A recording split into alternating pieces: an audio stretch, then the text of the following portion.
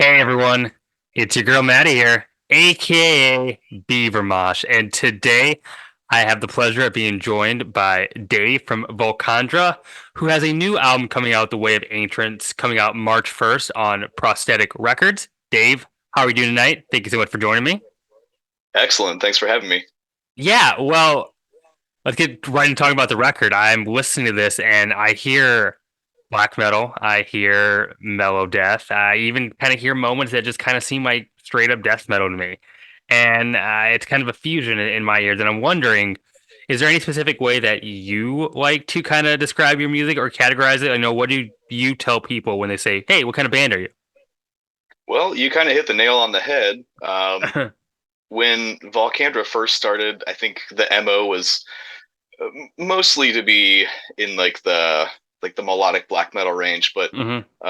over the course of like the last 4 or 5 years, we've dabbled in other subgenres, and I would say now the goal is to kind of connect those three specific subgenres, whether it be melodic death metal, black metal, and there's like a little bit of thrash element too Yeah, I that would that say kind of so. comes into the fray. But yeah, I mean, we don't want to pigeonhole ourselves into just one subgenre. So yeah, Yeah. that's kind of where we're at. Yeah, kind of like a genre agnosticism of some sort. You're like, you have, you have touchstones that you're hitting, but you're not kind of just like staying in one. You're allowing yourself to kind of touch other areas of extreme metal. Yeah, yeah. I mean, that gets a little boring after a while, right? I mean, Yeah. if you grew up with a musical background that's diverse, I think it's only natural that when it comes to writing music, you're gonna implement a few different things into the fold. I mean, of course, as long as like it fits, Yeah. like I wouldn't expect us to be slapping a saxophone solo on anything anytime soon. You Nothing know, against saxophone solos. I think those are sick, but I don't I know if they're for us necessarily. yeah, no, I mean, I've heard saxophones in black metal, and I think they could work when they're used right, but it's definitely not for every record. Totally, Yeah. totally. Maybe like a French horn instead. Be like a nice brass section. That would actually Yeah. be pretty cool. It's like with like a have that and like have a choral going. It's like this big epic, almost like video game score kind of thing going on. Oh, totally. Yeah.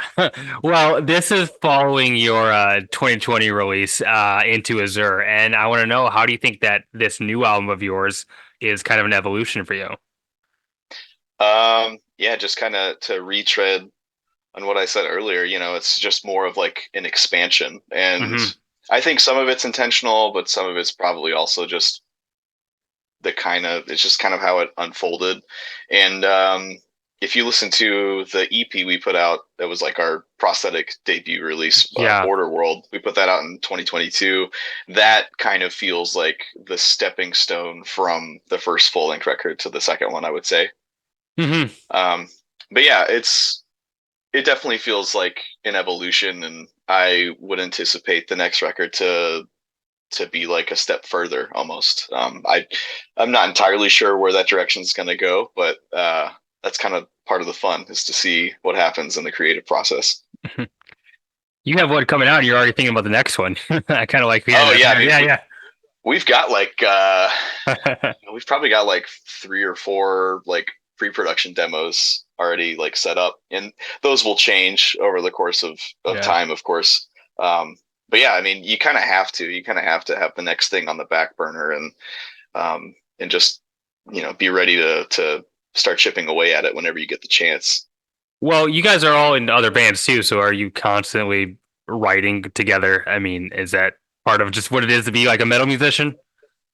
I would say so. Yeah, I think the first like part of that process is usually one of us comes forward with like a riff, or Yeah. even like a full pre-production demo with maybe anywhere from like a quarter to half to like a full song, more or less. And we'll send it to our drummer Mike, and he has his own setup where we can send him the guitar tracks and then like the separated metronome click track, and Hmm. then he'll just kind of record drums over them himself and then send them back to us. It's kind of gotten to the point to where like we don't even really bother like programming drums for the pre-production demos, because Mike will come in with like actual drummer sensibilities and do something way better and do stuff that we wouldn't even anticipate doing, I guess. You know, Our it's feeble guitar player minds would not understand. it's wild hearing you kind of describe that process, because even 10 years ago there was file sharing, but even then the internet has really kind of made the recording process and the writing process more efficient for bands. Bands can put out music quicker and easier, and it's just kind of anyone, if you have access to a computer, can put something up there, and it's kind of cool. Yeah, I mean, there's definitely a huge benefit to that. I mean, you can basically start a band with somebody on the other side of the world if you really wanted to. Hmm. Um, but one thing that we're fortunate to have is just, a regular practice spot, and we meet up at least, once a week. Sure. And I think by the time we got into the studio to record The Way of Ancients, we had played all of these songs like together, numerous times. Hmm. When we came to Mike Lowe, the guy who mixed and mastered and produced the record, Mike Lowe, who used to be from Inferi, by the way, Hmm. now he's like full time uh, music production. But anyway, by the time we got to him, he said he was actually pretty impressed with the fact that we had like just live recordings in our practice spot of us going through the tracks, and we use those for reference for uh, you know spontaneous ideas that may or may not have happened Hmm. while we were rehearsing those songs. So it's good to have both. But for me, I think like the magic really happens when you get a group of people in a room together and then trade those ideas back and forth in person. There's something about that I don't think that uh, like the internet can really replicate. Like you Hmm. got to have that Yeah. experience, I guess. Yeah, I guess it's good to not to be careful not to romanticize the digitization of musicianship, I guess. But like, it's a tool there that is available.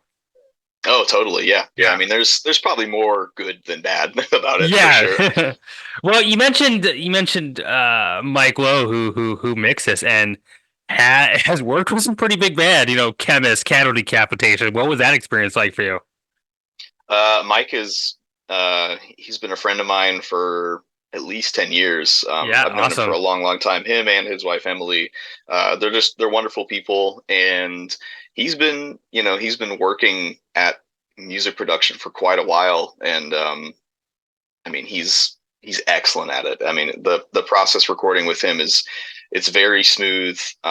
He's very precise Hmm. about like the takes that he wants you to get, and he's very efficient about the use of time, and he's Sure. very punctual. I mean, like it didn't take long to get like the first mix back, for the record. And I mean, since we've known each other for so long, it's a good time in the studio because we're making jokes back and forth. I'm usually saying a lot of like really dumb shit in the vocal booth, uh, Love that. but that's part of the fun. All within the within reason, I guess. Without goofing off too much. But yeah, Mike's a total pro, and I recommend him for any metal Mhm. band that wants to do anything. He's awesome. I mean, you got to goof off a little bit. I feel like when you're recording a record, I think it's an essential part of the creative process. Yeah, especially when you're like not nailing a take over and over and over again. You got to do something to like lighten the mood a little bit, I guess. Well, you said you had your EP that came out in 2022 off Prosthetic. That was your debut, but this is like the first full length coming out on Prosthetic. And what has the experience been like being on this label? Um, Prosthetic has been awesome. Shout out to Steve Joe and Becky Hmm. and Will. They've all been like super helpful, especially with just like getting us in contact with people like yourself and all of the press and everything. I Hmm. think the first single for The Way of Ancients has been out for less than a week, and we've already been featured in Decibel and Revolver and Metal Hammer. So Yeah. that aspect of it is wonderful, and we've had the pleasure to meet Steve Joe a couple of times. He's the label rep for Prosthetic, and yeah, we played up in uh, Wisconsin early last year, and this guy bought us dinner, and then came to the show and bought us beers Hell and yeah. insisted on buying merch, and then ordered us pizza. Like, I mean, he's a wonderful guy. Yeah. So I got nothing but love and respect for everyone at Prosthetic. Hell yeah. Hell yeah. I love hearing about, labels really taking care of their band. So that's awesome. Uh, Absolutely.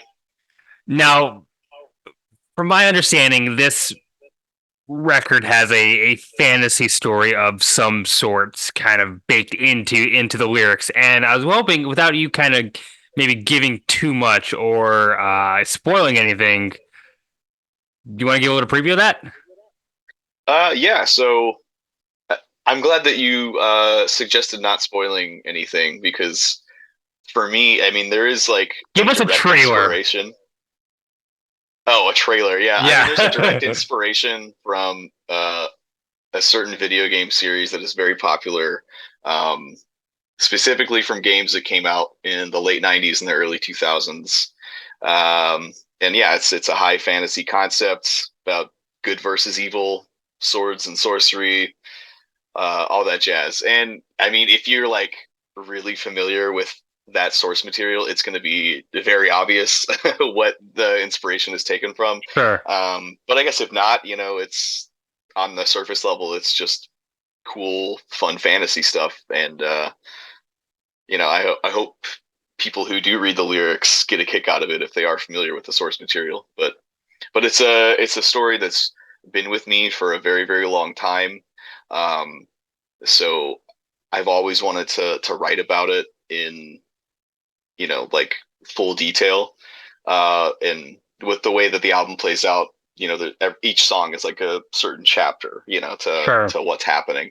Uh, so there was a lot of like fun, like super like sensory details that go into the lyrics, like Yeah. what does the dungeon smell like, like there's a line in Fouled Sanctity that basically talks about breathing in like the fumes of dead bodies and stuff like that. So you get to play with, like I said, all of those sensory details, and hopefully paint a picture for whoever's listening.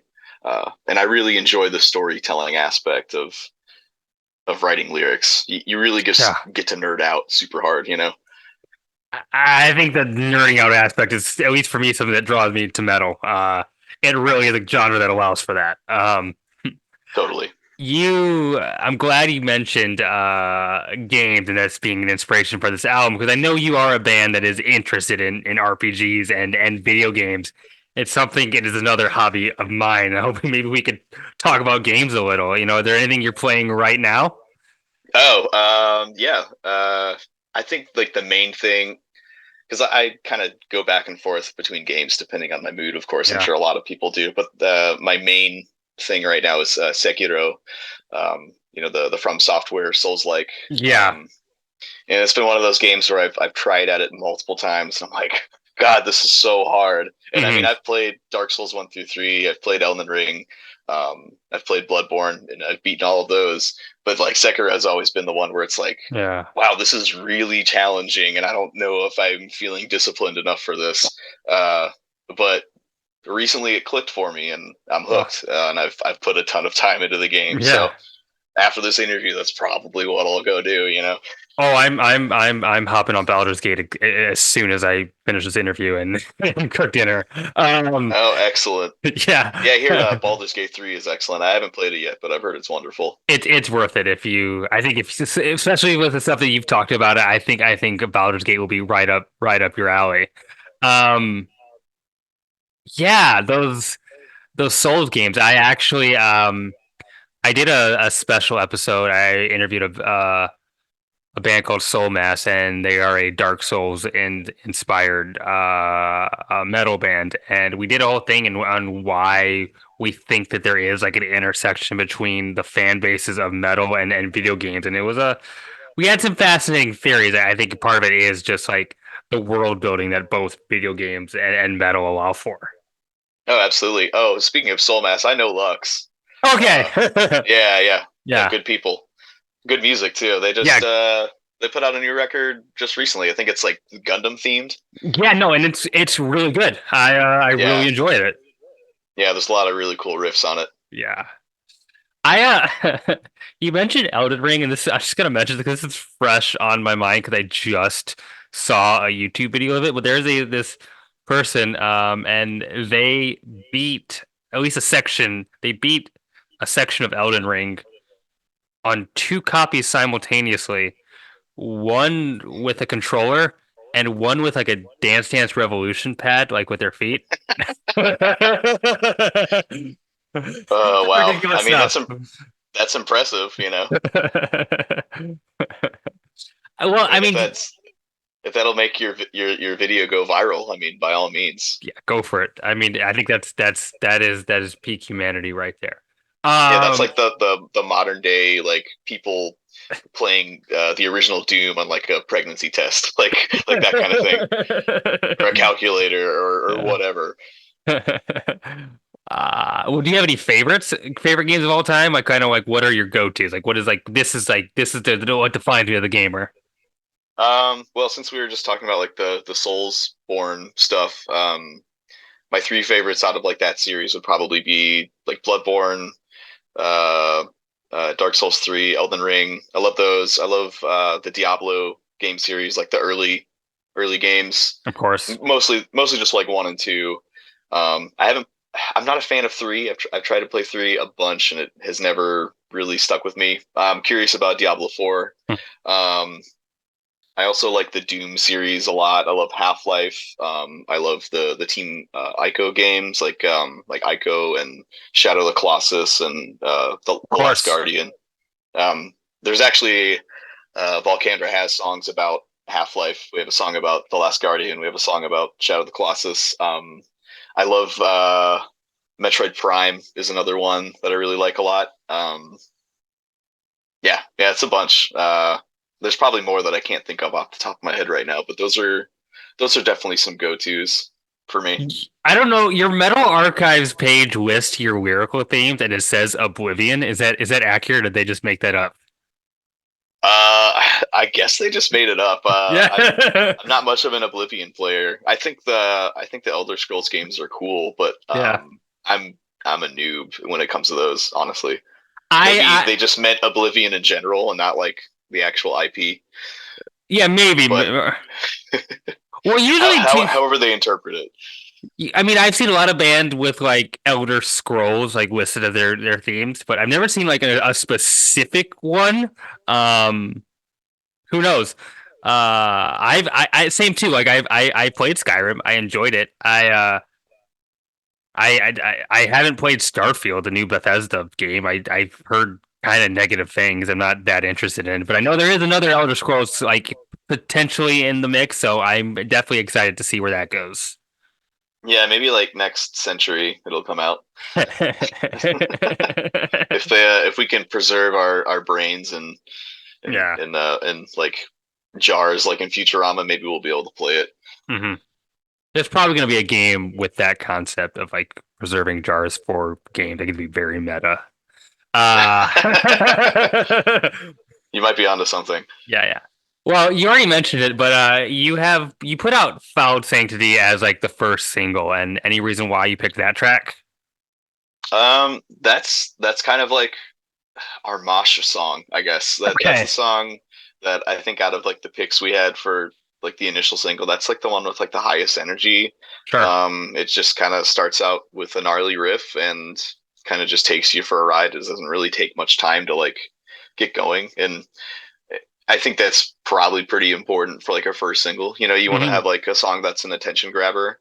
Um, but yeah, I mean, it's fast paced. It's got, you know, it checks off all the boxes for a song you would want to hear a metal band play live and, push your friends around too. So um, that, and I came up with the concept for the video for that track and was able to like make storyboards for it and look at that and be like, okay, I think we can pull this off with like, the budget we have.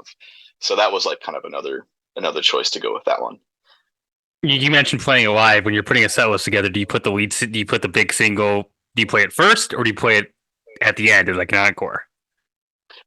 So we've been teasing some of the songs off Yeah. of the Way of Ancients live, and I think Fouled Sanctity came in as like the third song. The first two songs, Yeah. uh, the like because we have like the intro that we play like the sample, and then there's a song that like builds from that, and then there's another song that we would go directly into from that, and then the next song is like, hey, we got a new album coming out. Here's the song. Of course.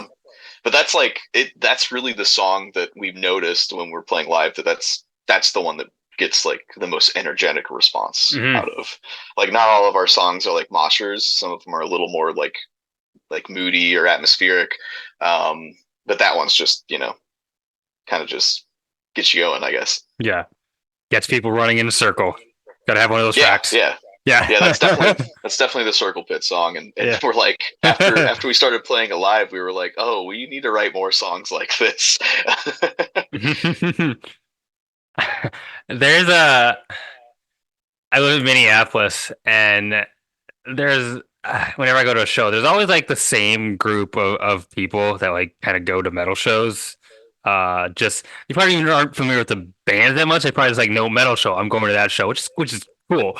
I'm fine. But they'll always like start a circle pit to like any song, even if it's like a slow like like transition beat. They'll just start a circle pit for whatever reason. I think it's always funny when people do that. I don't know. Yeah. Well, yeah, I'll never be upset about people getting excited about a song live. Yeah. Even if the rhythm is off in the crowd, it's fine. I'm just glad people are having a good time. Yeah. Well, I was hoping you could take me back a little bit because I know you started this band in I think 2018. How did you all decide to get this going? Kind of what's your origin? Did you all know each other pre putting this band together?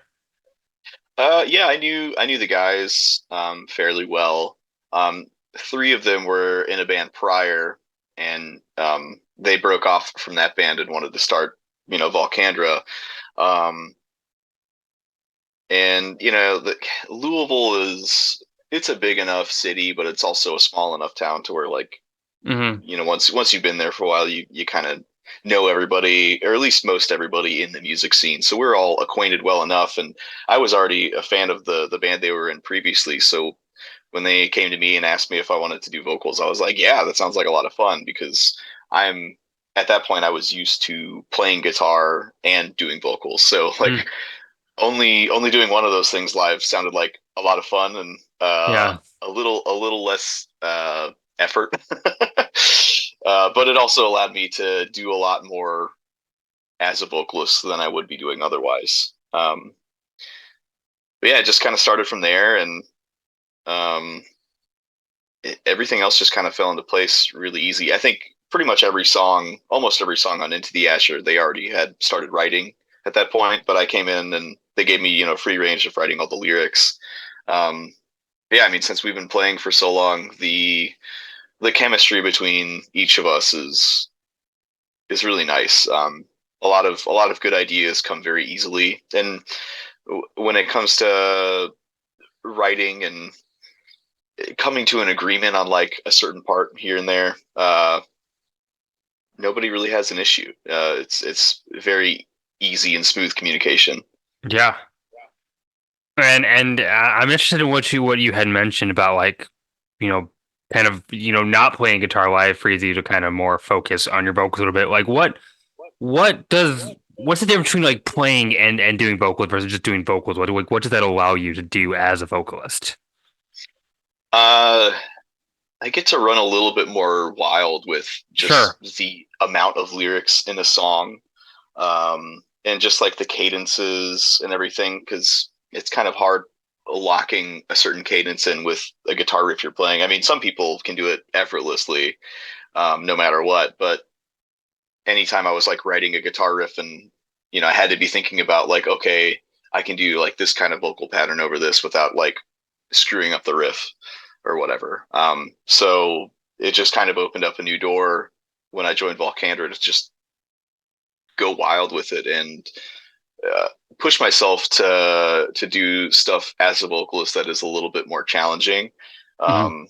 And this new record has definitely proven that to me, because when you go in and record a track, you're not doing it all together. You're going to go back and like punch in parts and do layers and stuff like that here and there. And even when we're rehearsing the songs together and you are doing it all in one take, you're not Yeah.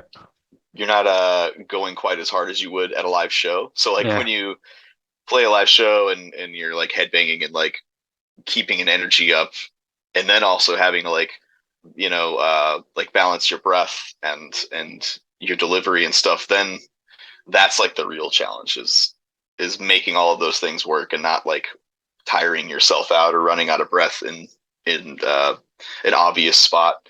But yeah, I mean, since we've been playing the new stuff live for quite a while, it's definitely made me better, and that's fun to see. Well, I've never asked this, but you kind of you mentioned it, part being challenging, and I'm curious when you if I because I've heard from people who don't listen to metal, and I'm sure you've heard this kind of cliche. They'll think, oh, metal vocals, they're not singers. They're just kind of screaming. Like, what is your like response to that when you hear people who like aren't familiar with the genre kind of say that that's all you're doing? Um, I mean, I understand that point of view, Yeah. especially if you're not familiar with this kind of music. And honestly, I do think that like actually singing probably takes more talent, because like I'm not a very good like singer.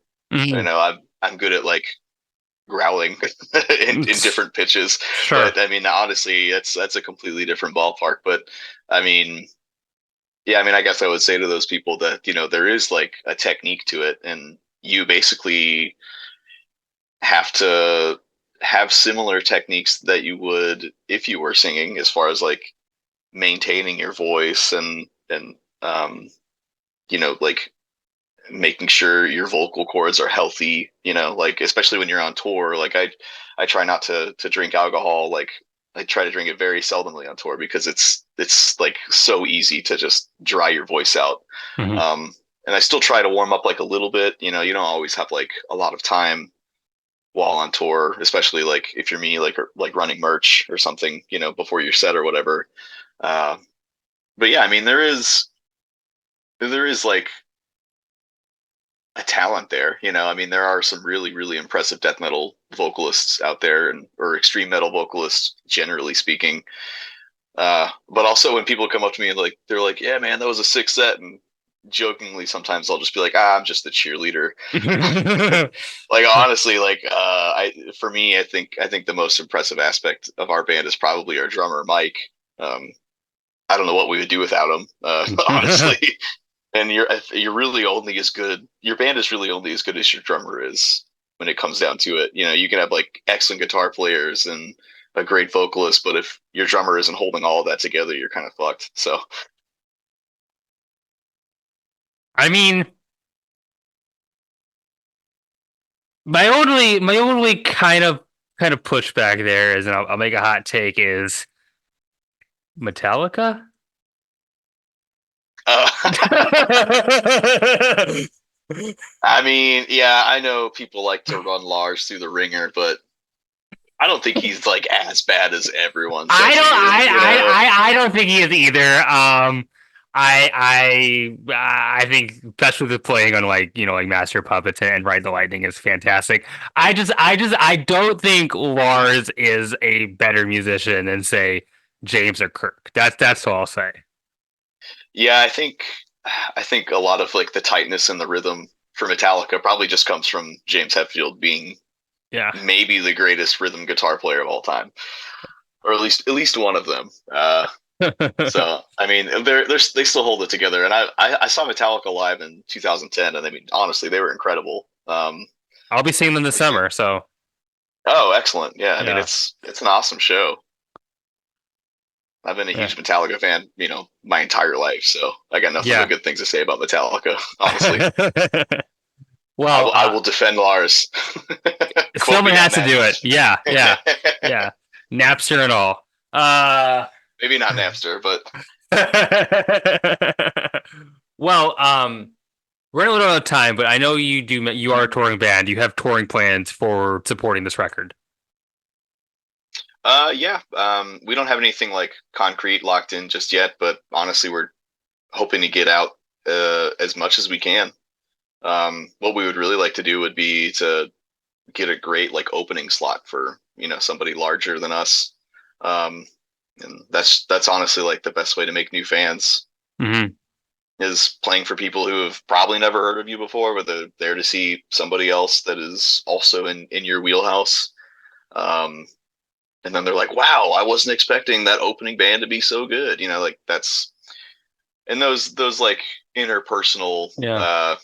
um, experiences are always the most rewarding, and that's where you make the fans that like really stick Yeah. with you when like you meet them and you shake their hand and Yeah. they buy the record from you in person. Like it's special. Yeah, I mean, I could definitely see you like, opening up for like, with your label mates, like working with like Undeath on a tour or something. Yeah, that would be awesome. Yeah. Yeah, Uh, Undeath are great. yeah, I saw them with Phobophilic not too long ago, and it was a fantastic show. Yeah, Um, very sick. well, Dave, thank you so much for joining me. Before I let you go, I do want to give the floor to you for any last thoughts or things I may have missed, or any plugs you may have. All I can say is please check out the new Volcandra single, Fouled Sanctity. Hmm. Check out the music video. It's a lot of fun. We had a lot of fun making it. We shot it with Malcolm Pugh, who's also an Inferi, longtime friend, great guy. Please pre-order. Sorry, excuse me. Please pre-order the record, and hope to see you on the road sometime. Cool. And for everyone watching at home, this was Dave from Volcandra. Look out for the new record coming out March 1st, The Way of Ancients, coming out for Prosthetic Records. Hey, my name is Maddie, aka Beaver Mosh. Signing off.